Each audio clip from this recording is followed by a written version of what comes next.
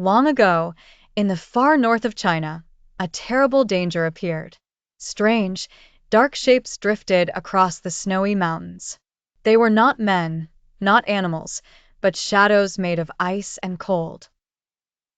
Wherever they touched, the land froze. Rivers turned to black ice, trees withered, and even the fire in campfires sputtered out. The people called them the phantoms of winter, and they spread fear through every village. The emperor's army tried to fight them. Brave soldiers swung swords and shot arrows, but their weapons passed right through the creatures as if striking mist. No shield could block the cold they carried. The emperor soon realized this was no ordinary enemy. It was magic, and only magic could defeat it. So the emperor called his bravest hero, Mulan. She was wise, skilled, and had led soldiers before. He told her, "Mulan, ride north. Find the snow queen they call Elsa. She is said to control ice and winter itself. If she does not help, all of China may fall." Mulan bowed and promised, "I will find her, and together we will defend the northern wall." Mulan journeyed across icy rivers and frozen plains. After many days, she reached a shining palace made of crystal ice. At the center stood Elsa, tall and calm, her cloak flowing like snow in the wind. Her blue eyes were kind but wary. "Why have you come to me, warrior of the South?" Elsa asked. Mulan told her everything: the phantoms, the frozen land, the suffering people. Elsa's face grew serious. "These shadows are not mine," she said softly, "but I feel their magic. It is like mine but twisted. Where I bring creation and life, they bring emptiness. They are a void that consumes." Mulan nodded. "Then let us face them together. Your power, my strategy, side by side." For the first time, Elsa smiled. She saw courage in Mulan's heart, not fear of her magic. The next day, they rode to the battlefield.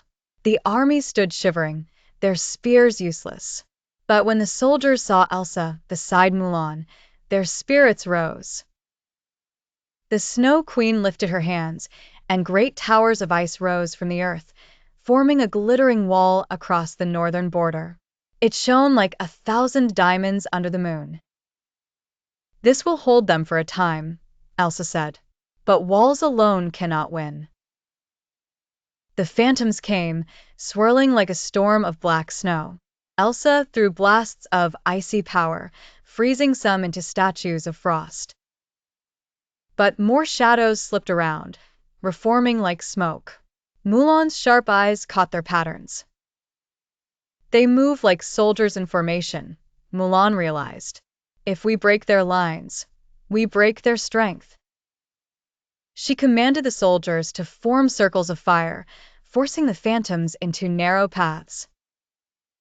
Elsa struck these paths with frozen spears of light, shattering the shadows into shards of ice that melted on the snow.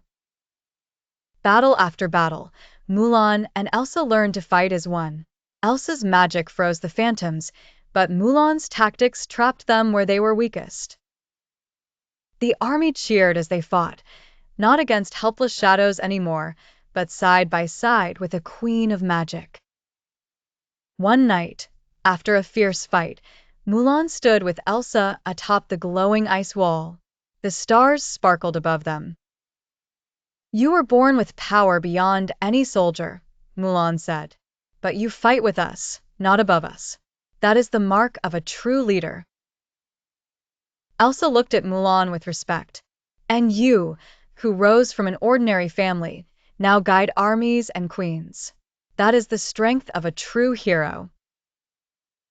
They clasped hands, warrior and queen, soldier and spirit. From that night on, the army and Elsa's magic were one. Together, they built a wall of ice and courage, the Northern Wall, that stood strong against every shadow. And so, with bravery, wisdom, and trust, Mulan and Elsa saved the northern border. The phantoms of winter faded into nothing, and life returned to the villages. The emperor honored Mulan once more, and the people sang songs of the Snow Queen who came to help them.